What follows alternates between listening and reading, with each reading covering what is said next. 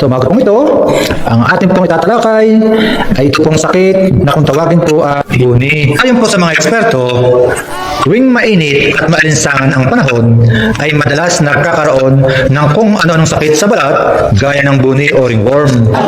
At ayon po sa mga eksperto, ang buni ay isang uri ng sakit sa balat na dulot ng fungi na tinatawag na tinea. At ayon pa rin po sa kanila na kapag naapektuhan ng tinea ang balat, ay nagkakaroon ito na parang bilog na patse na may kasamang pangati.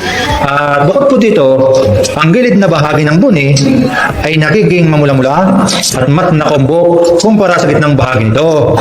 At ayon pa rin po sa mga eksperto, ang gitnang bahagi naman ng buni ay medyo namumuti-muti dahil sa nakakaliskis ito. Bukod sa hindi kaaya-ayang hitsura nito, ang buni ay lubos na nakakahawa. Maaari ding magkaroon ito kapag natikitan ng taong may buni ang iyong balat. Maaari ka rin mahawa kapag ginamit mo ang mga infected na gamit ng taong may buni, gaya ng damit, tuwalya o suklay. Bukod dito, pwede rin magkaroon ng buni kapag naupo o nahiga sa silya o kama ng taong may buni. At ayon po sa mga eksperto, may iba't ibang uri din po ang buni. At unang-una na po dito, ito pong tinatawag na Tinea capitis. Ito po isang uri ng buni ayon po sa mga eksperto na tumutubo sa ulo. At kadalasan nakuha po ito sa mga pagupitan, dulot po ng maruming gamit ng mga barbero. At ayon pa rin po sa mga eksperto, ang sa pong uri po ng buni, ito pong tinatawag nila na Tinea barbae. Puning ito ay matagpuan naman sa tinutubuan po ng balbas at saka po sa liig. Na ayon po sa kanila, kapag may buni sa ulo ang isang tao, kadalasan ay makakaroon din po ng buni sa ibang mga parte ng mukha na tinutubuan po ng buhok. At ayon pa rin po sa mga eksperto, ang isa pa rin pong uri po ng buni, ito pong tinatawag na Tinea facial. Ito po isang uri po naman ng buni na tumutubo sa mukha. Na ayon po sa kanila, madalas na nakakaroon kapag nakagamit ng bimpo o tuwalya na pinamamahayan ng fungus na Tinea. At ayon pa rin po sa mga eksperto, ang isa pong uri ng buni, ito pong tinatawag na Tinea cruris. Ito po isang buni na tumutubo naman sa mga singit, suwitan, at mga hita. Ito po ay madalas nakilala sa tawag po na hadhad. At ayon naman po sa mga eksperto, narito naman po ang mga halamang gamot na gagamitin po ng pasyente upang gamutin ang sakit na buni.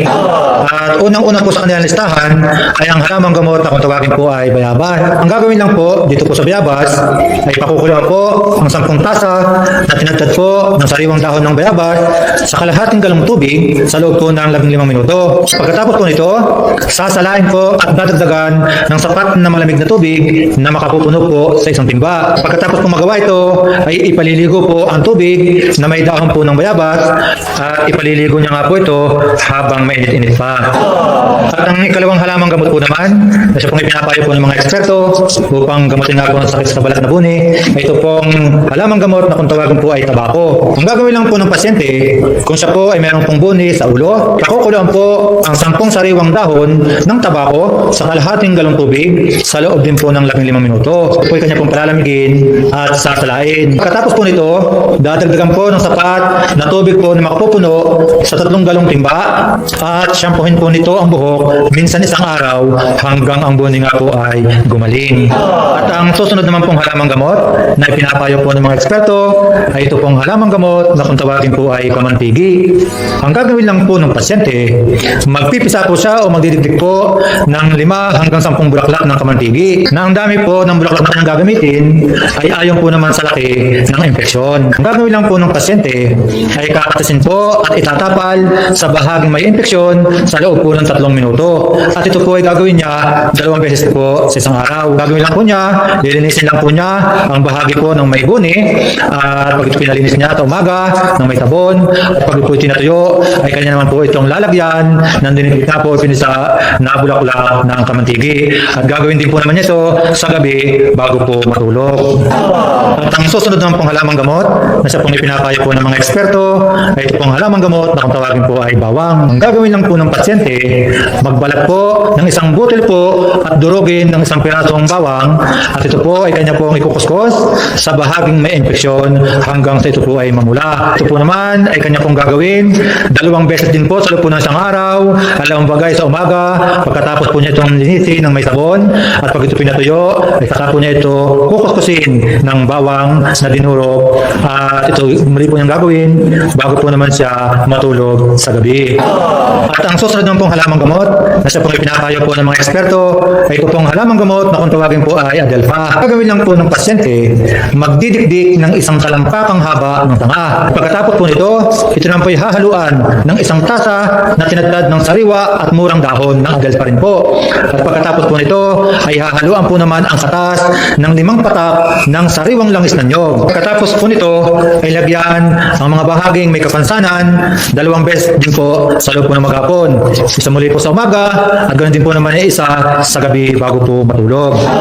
At ang pinakahuling halamang gamot naman po na sa rin pong ipinapayo po ng mga eksperto ay ito pong halamang gamot na kung tawagin po ay Acapulco. Gawin lang po ng pasyente, magdudurog po ng 5 dahon ng Acapulco at pagkatapos po niya itong madurog ay ikukuskus po ang katas sa bahaging may karamdaman. At ito po ay gagawin din po niya 2 beses din po sa maghapon. Po sa umaga, matapos po niya itong malinis ng may sabon at kapag nga po ito natuyo na, ay kanya po itong lalagyan ng katas nga po ng halamang gamot na Acapulco at gayon din po naman ay sa gabi bago po siya matulog.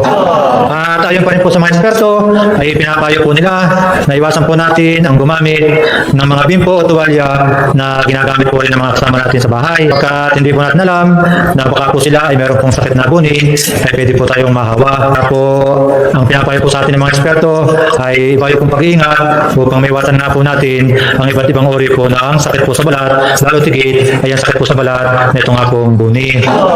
Po, tayo pong lahat, sundin lang po natin ang ipinapayo po ng mga eksperto at sagot ko po ang inyong kalusugan gamit po ang mga herbal at mga natural na paraan. Maraming salamat po.